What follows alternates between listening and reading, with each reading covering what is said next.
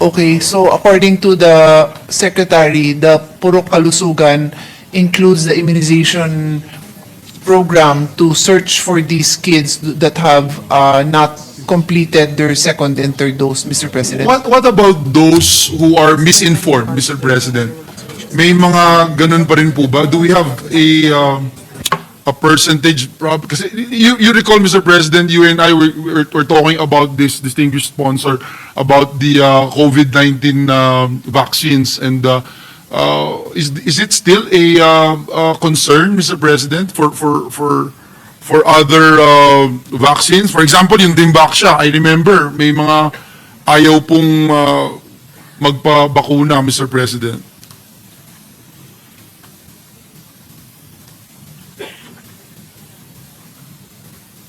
In fact, Mr. President, meron po akong data dito that says the Vaccine Confidence Project reports, is this for Dimbaksya? It looks like it's all vaccines, Mr. President. May report po dito that the Vaccine Confidence Project reports a 25% decline in perceived importance of childhood vaccines, one of the steepest drops globally. This is from, is it DOH? I mean, this is from where?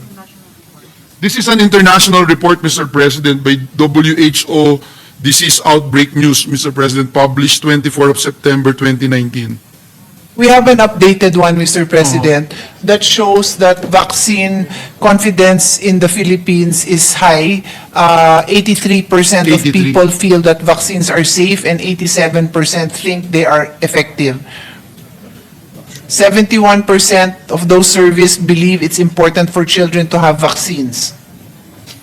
In fact, 79% feel that vaccines are compatible with their religious beliefs.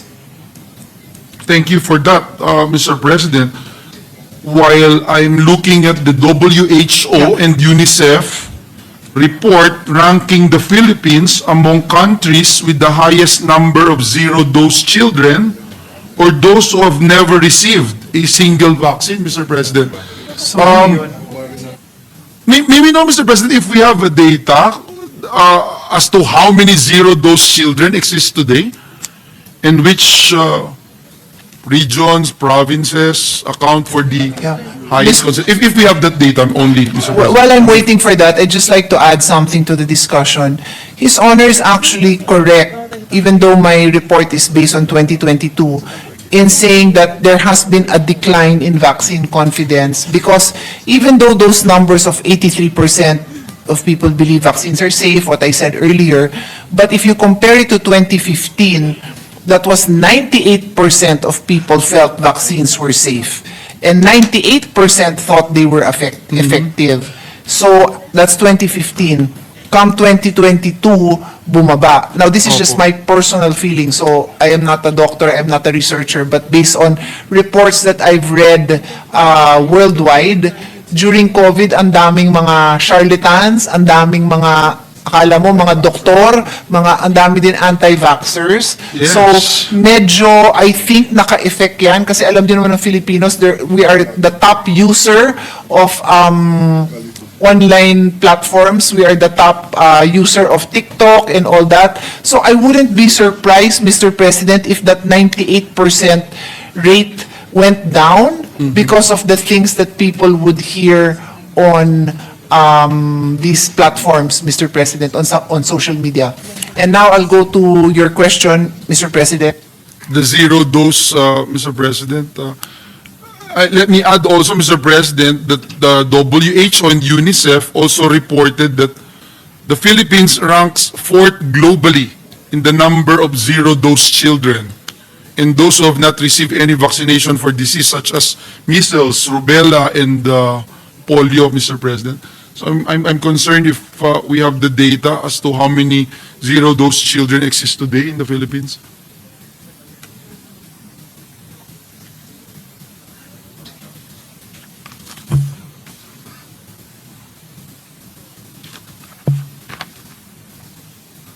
I have some data in front of me, but I do not understand it. So I'm asking them to explain before I can explain it accurately to His Honor. Would His Honor like to go to a next question because the data I'm reading doesn't make sense and I want to only report something that makes sense to Sure, me? thank you, Mr. President. In fact, I'm on my last issue that I'd like to. So we have it now, Mr. President. Oh, you have it, okay. So, of the 2 million infants that need to be vaccinated, what was accomplished was 691,000 infants. So that means 1.3 million were not vaccinated and are still zero. So mababa talaga, Mr. Mababa. President. Yeah, it's something we really have to work on. And that's why I will tie it into what the Secretary said earlier, that in their forecasting, they expect, sadly, a measles outbreak. And that's why Wow. they have supplemental immunization planned for it, Mr. President. I think it's also important if we can, I'm sure we can locate saan po ito, Mr. President? Regions, provinces? They know, Mr. President, yung mga areas na mababa. Para Oo. mapaghandaan po. Thank you, Mr. President. That's very helpful na ma-raise po natin. Sa Visayas po, medyo mababa. In And Mindanao. in Visayas and Mindanao. Sa Luzon ang mas hindi concerning. I think concerning, You're talking about concerning 1.3 pa rin. million. Medyo concerning po yung 1.3 million, Mr. President. And Okay, so I have some good news. We used to be in the top 5 list of unvaccinated children. Wala na tayo sa top 5. Top 20 na lang. So, nung next goal natin, wala na tayo sa top 20. and that would be Sana manawagan tayo sa mga doktor, no? Ang daming magagaling na doktor na influencer. Sama nyo na po yan sa mga TikTok nyo. Madami ngayon eh. Sama po nyo yung vaccination ng mga bata. Yes, agree. Thank you, Mr. President. One last point that I'd like to raise, Mr. President, naging concerned po ako when I heard about this. There was actually a news report, and it was based on a complaint also by an employee and several health advocates against the OH, particularly the Secretary and 5 other officials, regarding the alleged unauthorized release of 44.6 million worth of psychiatric medicines to the Rotary Club of Quezon City. May mga nakalagay po na yung complainants asserted that the Rotary Club was directed to request and distribute various psychiatric medications for a medical mission, despite the organization not being classified as an authorized health facility under existing guidelines. And it was further alleged that the medical mission did not have certified safe drug distribution protocols and was not cleared or endorsed by any Center for Health Development or CHD, nor by a DOH-accredited hospital. May we know and clarify this particular news item? May the DOH clarify the established process, siguro yun na lang, yung established process and protocols for the release and distribution of drugs and medicines to local government units and other organizations, including, Mr. President, the requirements, yung requirements that must be met bago po ito supply or i-issue ng departamento, Mr. President. Mr. President, according to the Secretary, they have not received any copy of this complaint, but nevertheless, they looked into it. Well, they studied the matter as per the news report, and the Secretary has never authorized the release of psychiatric medicines for medical missions. The DOH on their own has their medical missions, which they follow some guidelines, and that's how they use the medicine. But to give it to a third party... So they're not doing it, Mr. They President. do not are do it, Mr. President. Thank you. And there's, of course, no, may approval clearances before you implement such, di ba, Mr. President? Actually, walang ganon. They will not. They will not Because give you it. yourself will do it. In DOH, DOH, hindi rin.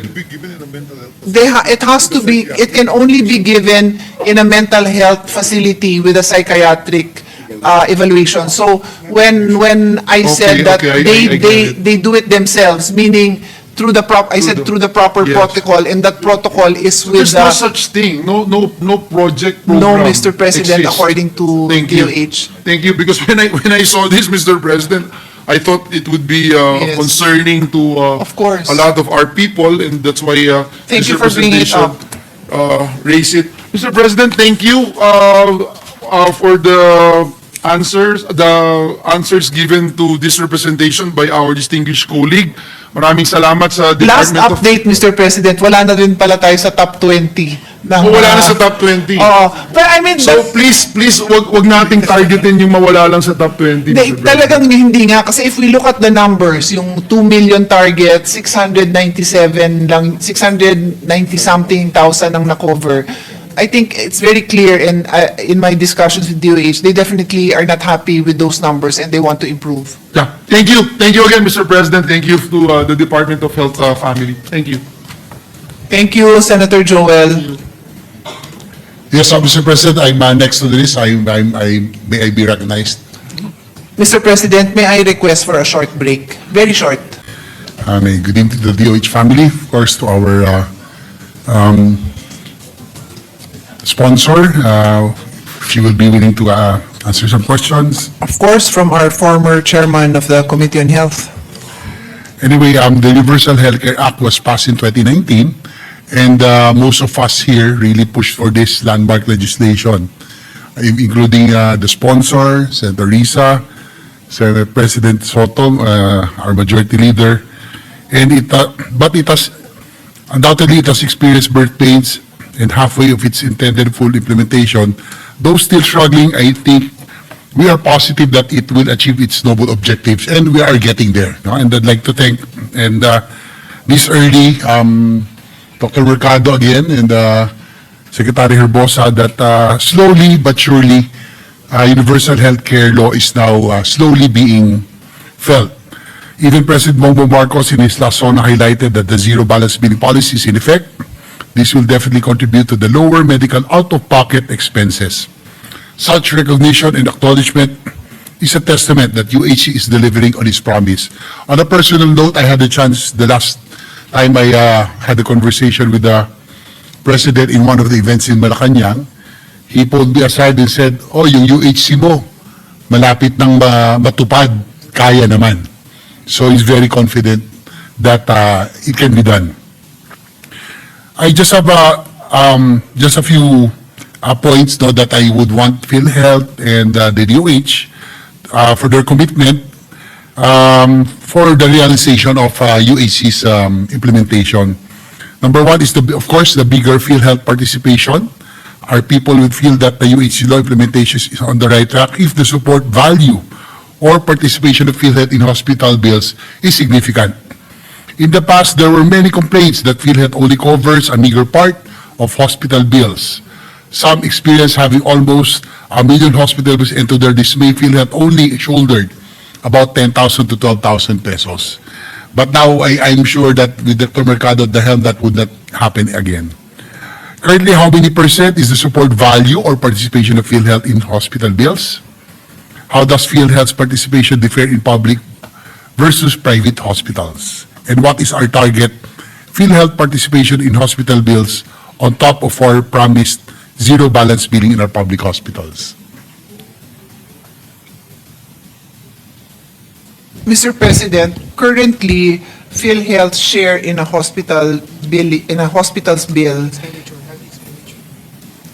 it's actually the share of current health expenditure, but does that translate to hospital bills? Okay. So basically, the hospital bill is 14%, and the goal is to for PhilHealth to cover as much as 35%, Mr. President. But we're only at 14% right now. So that hopefully by next year, that will be the target, no? At least 35%. Wait, the PhilHealth is... So, PhilHealth is telling me that there's a different answer, so hold on.